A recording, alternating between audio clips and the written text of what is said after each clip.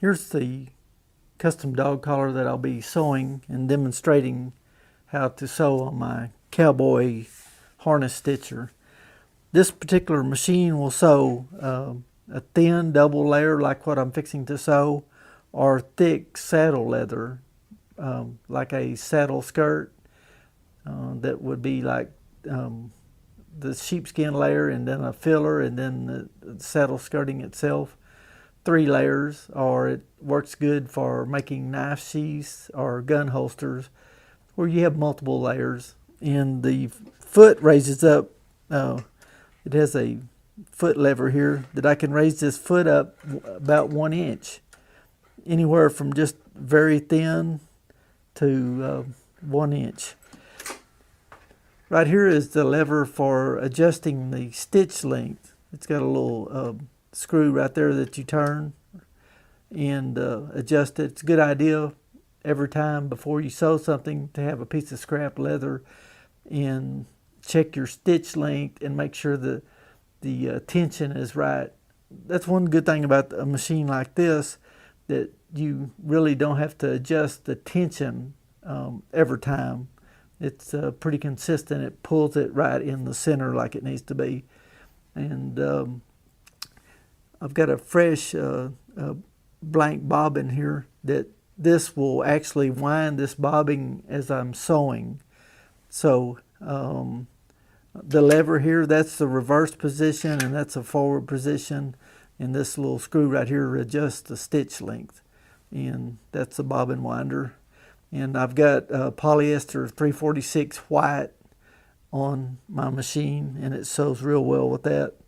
And this particular machine has a servo motor on it, and it takes a little bit of adjusting to get the speed where you want it when you get a new machine like this. And these bobbins are big enough that you can sew several pieces without having to change the bobbin.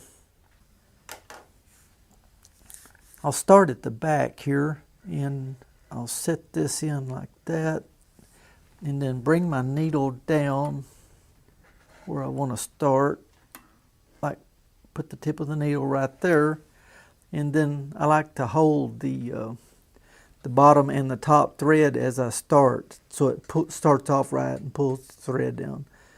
So I just give it a little start like that.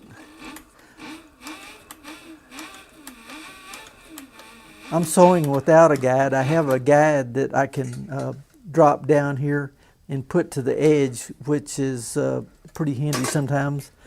But I've been sewing so long without a guide that I don't really need one myself.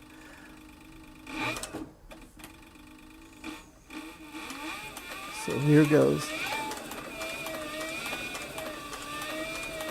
I like this servo motor because you can just really slow it down and concentrate on sewing right in the groove.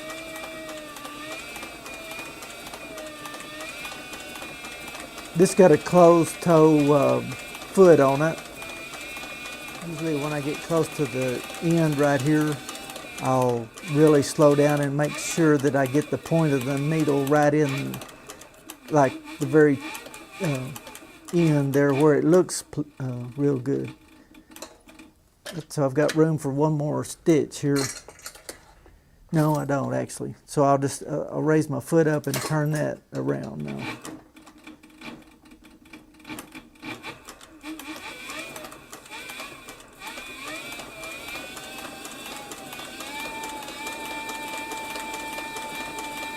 As you can see, this machine has plenty of power, and it'll really travel if you want to go ahead and floorboard it.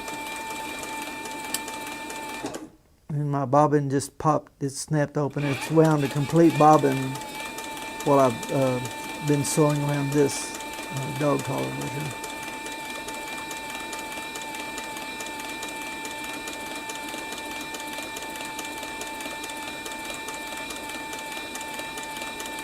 Okay, now I'm going to stop right here and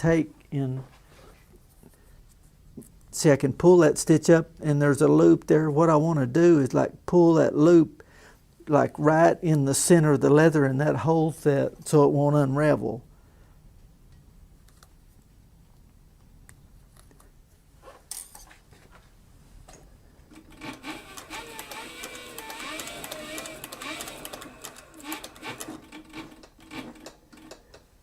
more stitch there, and then I'll raise my foot up. Yep, okay, on.